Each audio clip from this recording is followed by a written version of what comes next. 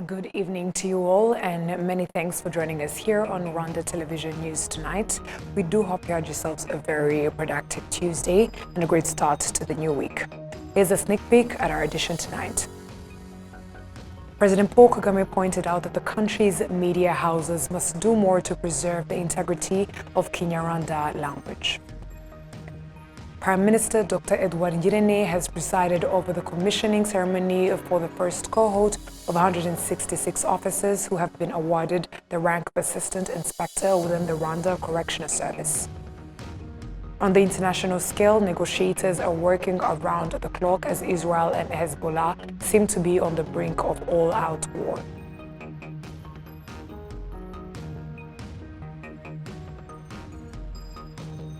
To have your company tonight, coming to you straight from the heart of Africa, Kigali. My name is Martina Abera.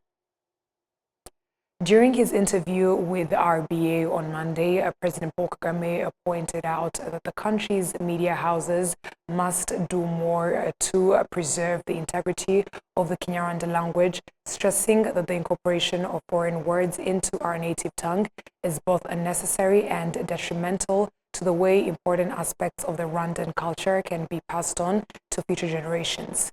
Indeed, journalists in here, Rwanda, as well as those engaged in the country's entertainment industry, have often been criticized for using the Kinyarwanda language in ways that do little to help younger generations to both understand and embrace their heritage. Officials at the Rwanda Media Commission have gone on record to say that reforms in the sector will look to address this moving forward with policies that protect the integrity of the language as part of the heritage of the country to be given priority. Prime Minister Dr. Edward Ngirente has presided over the commissioning ceremony for the first cohort of 166 officers who have been awarded the rank of Assistant Inspector within the Rwanda Correctional Service. The event took place at the RCS Training School in Rwamagana district of the Eastern Province. The newly commissioned officers spent 1 year and 5 months being trained for the responsibilities they are now going to carry out. In his address, the Prime Minister congratulated the officers for the way they successfully completed the training and urged them to be professional in the way they carry out their duties, making the country proud and enhancing the efficiency of the Rwanda Correctional Service. Of the 166 who successfully completed the training, 27 are female and 100 will be serving in the RCS for the first time, with the other 66 having previously done so. 10 of the original 180 who began the training were transferred to the Rwanda Military Academy at Gako, while 4 dropped out after failing to meet requirements. On Tuesday, the government of Rwanda and the Grand Duchy of Luxembourg have signed a grant agreement totaling 12 million euros, which equals approximately 16.7 billion won in francs for the sustainable forestry and efficient renewable energy for improved livelihood project. Olive Nete has more on this report.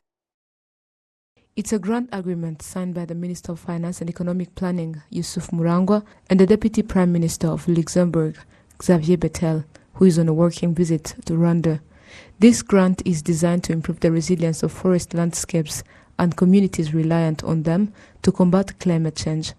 The Deputy Prime Minister of Luxembourg, Xavier Bettel, points out that this aims to elevate livelihoods by boosting sustainable biomass production for cooking purposes. It's easy to say we will reforest, but believe me, it's not like rebuilding a house.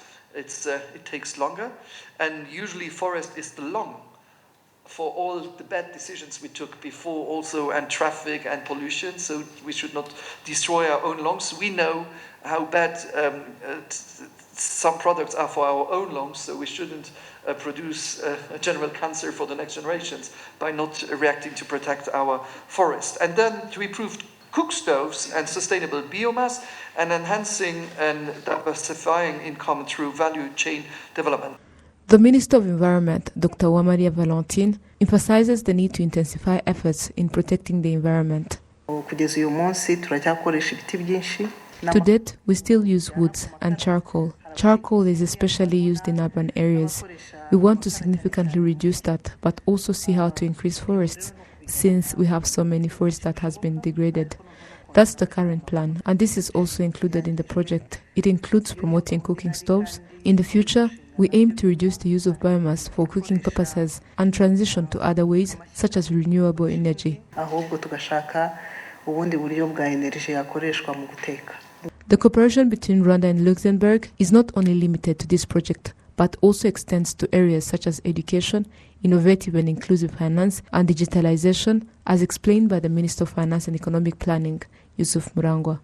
The project interventions will target mainly urban and peri-urban areas in northwestern province of Rwanda, in the districts of Rutsiro, Rubavu, Ngororero, and Nyabihu, and all districts of the eastern province. The cooperation between Rwanda and Luxembourg is focusing on education with special focus on TVET, environment and sustainable development, innovative and inclusive finance, and digitalization, among others. I want to thank you, Honourable Minister, and your delegation for the growing cooperation with the Grand Duchy of Luxembourg, and signing of this agreement illustrates the mutual trust and excellent relationships shared between our countries. Rwanda and Luxembourg already have relations in various sectors, including the economic sector. In anticipation of 2021, the government of Rwanda and this country signed a cooperation agreement aimed at promoting the operation of the Kigali International Financial Center.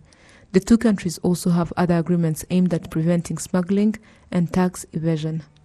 Olive Nete, RTV News. Thank you, Olive Nete, for that report. The National Electoral Commission has announced that more than 4,800 ballot papers are to be used exclusively by the blind to cast their votes during next month's presidential and parliamentary elections. During the 2017 presidential elections, such ballot papers were available in Kigali City, but it was noted that they were not available at all polling stations within provinces, something that the National Electoral Commission is looking to ensure does not happen again. Blind people are unable to read Braille will be allowed to cast their votes with the assistance of the individuals not yet 18 years of age, and other people living with disabilities will also be facilitated to cast their votes. Officials at the National Institute of Statistics of Rwanda have noted that technology has greatly assisted to enhance statistical capacity and collaboration in the country over the last 3 decades. The observation was made on Tuesday during a consultative meeting that brought together the Institute and its partners. We have more on this report. During the meeting, it was observed that the 1994 genocide against the Tutsi left the Institute seriously depleted of its ability to properly fulfill its responsibilities, but that it has since bounced back, helping Rwanda to become one of only 5 African countries that consistently hold a census. Today we were able to showcase various statistics that we produce as NISR across all sectors. As you saw, there are quite so many in the economy, in the health, in the education. And what's important is that those statistics have been produced over the years. There's consistency in production of statistics. Now, we need to sustain that, but we also need to add to that. And there are 3 things we need to do going forward. One is increase the engagement for users to understand statistics we produce. We've made a good progress in Rwanda, where across all sectors statistics are used in designing policies, in making strategies for the sectors at national level as well as institutional level. That's good. Those present also discussed ways in which statistics gathered can better be accessed by those who need them, and it was also observed that such figures are crucial in a country's developmental efforts. The progress made by NISR is evident in your comprehensive and timely statistical products that serve as the bedrock for informed decision-making across various sectors. For Rwanda, the advancements in the statistics capacity have been pivotal in a number of areas. It has been pivotal in economic planning, and we see here the representative and the advisor of the minister for economy. The reliable data has enabled the formulation of policy to stimulate economic growth, reduce poverty, create jobs. No figures exist for the country during the 1994-1995 fiscal year, but by 2002, the National Institute of Statistics of Rwanda had rebuilt itself up enough to be able to hold the first national census and continue to build up its capacity over the years. The staff members of the Belgian Development Agency and Abel toured the Nyamata Genocide Memorial located at the district of Bugesera to remember and pay tribute to the victims of the genocide against the Tutsi. Ineza Ketia has the report. As Rwanda faced a tragic past from the genocide against the Tutsi, the Nyamata Genocide Memorial represents the killings of the Tutsi that sought refuge from the Catholic Church. The resident representative of Belgian Development Agency Annabelle in Rwanda, Dirk de Prez, said that visiting and remembering the victims from the genocide creates awareness of the past and avoidance of repeating the same mistakes coming years. And it's important as a solidarity, also as a Belgian Development Agency in the reconstruction of Rwanda. What happened is something that still marks Rwanda, and it's important that we remember it, also for that it never happens again. And for me, that are the two key messages that always come: never again, and at the same time to renew and to rebuild Rwanda. And that is where we want to contribute. And it's important that as a team we continue investing in it and be part of this reconstruction. As the Annabelle staff members toured at the Nyamata Genocide Memorial, they embraced visiting the genocide memorials because it is an excellent way to know and remember the past tragic from genocide against the Tutsi. So we all know that Belgium, before the 1994 genocide against the Tutsi, had strong ties with Rwanda, but then they were not really, leading to anything productive. So coming here as an enable staff after the genocide, it actually gives me the responsibility to think that everything that I do, for the Rwandans, I should never leave someone behind. So we still have political ties with Belgium, but then we have to basically be very, cooperative. So help everyone actually achieve, what they want, not just Belgium having, all the advantages. So Rwanda basically benefiting from it, and all the people of Rwanda actually trying to get something from this, not leaving anyone behind. So yeah, it's very important for me to be here. In the history of Rwanda, Belgium colonized Rwanda and destroyed the unity among them by creating divisions, which led to genocide against the Tutsi. As peacemakers of Belgium abandoned the victims to the executors, it led to the disconnection between Rwanda and Belgium. However, Rwanda and Belgium recently signed a new bilateral cooperation program valued at €95 million to strategically allocate agriculture, public finance management, and urbanization and health.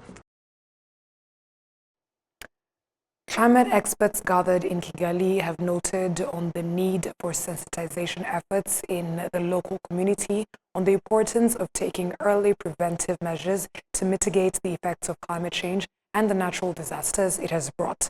RBA spoke to one expert on the measures that are being taken to make this happen, especially in vulnerable countries. You are aware that Africa is currently facing serious climate challenges with increased frequency and intensity of extreme events. We do see flooding, droughts, severe storms over the continent, resulting in impacts like devastation of environment, the livelihood, and also we lose lives. This is a very big challenge, and the intention of United Nations Secretary General is to introduce the early warning for all in order for early warning and early action so that people will be ready to evacuate environments that are vulnerable and reduce the impacts. You may also recall that the need for the early warning is for the remaining 60% of Africa not covered by this to have this opportunity to have this kind of information and to reduce the impact we do experience over the continent. And therefore this meeting really is coming at a very critical time to enable people to have early warning in terms of co-production of what is required in terms of products and services that needed to be sent to the vulnerable community so that they can avert these impacts over the continent. There are a lot of countries right now going to be benefiting from this. We expect the whole of the Central African countries to be involved in this process to ensure that the hydrometeorological impacts are reduced. So you can just imagine the number of countries in the Central African region. And this is a very huge project supported by a lot of organizations. The World Bank is involved in it, the USAID is involved in it, and many other institutions are really very important in this project. And WMO is very, very critical about it.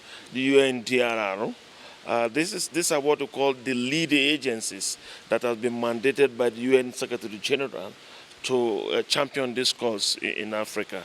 And so we are really very interested to see how people will benefit in terms of, reducing the deaths we do experience. For example, we just coming from Tanzania, where we have the tropical cyclone Hidaya that killed a lot of people there. So now we are trying to put structures in place to reduce the impacts this will have over different countries. Now, let me tell you one thing that is important to reducing the impact, and that involves a value chain of having risk knowledge, people to know what risks are there, what kind of monitoring, observation, and forecasting and early warning tools and services that needed to be provided. If you provide these products and services, how do you channel it to the user communities, the vulnerable communities? We have also implicated the International Telecommunication Union to be able to have dissemination and communication of this information. And then at the last end, the people will call anticipatory action by IFRC and other organizations that now speak to the public on this kind of thing. So this is a complete value chain of all the organizations coming together in co-producing, co-delivering of these products. So it is implicating all, both at the global level, at the national level. And let me tell you, what is currently being done is to organize a national workshop, consultation workshop, both for all the national entities. Like, let me give you an example. In Rwanda, the mature Rwanda is critically involved in monitoring, observing, and forecasting of these early warnings. The National Disaster Agency is involved in making sure they map out the risk areas and also provide information. We also, the Radio Rwanda and all the telecommunication systems are involved in carrying this information to the public through radio, through television, through whatever processes. And then we have the local communities responsible for evacuating people. The FIRC, the Red Cross, the Red Crescent, and other NGOs are implicated to make sure this information gets to people and to move people. So this kind of structural agenda is critical at every national level to reduce the impact and to make sure everybody receives this kind of information across the continent. This is a very important thing that is being done currently.